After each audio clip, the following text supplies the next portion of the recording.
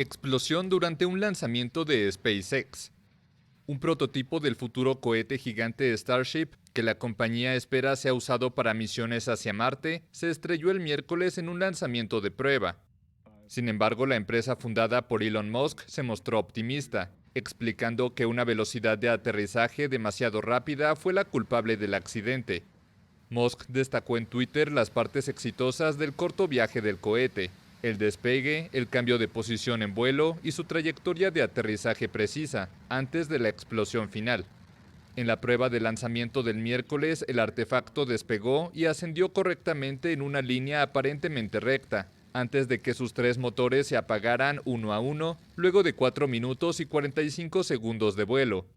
El cohete inició así su descenso en la posición programada.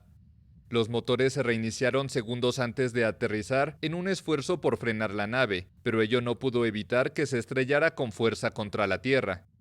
Prototipos más pequeños ya fueron disparados cientos de metros en el aire durante menos de un minuto, como parte de una serie de pruebas destinadas a desarrollar la próxima generación de cohetes de SpaceX a la velocidad de la luz.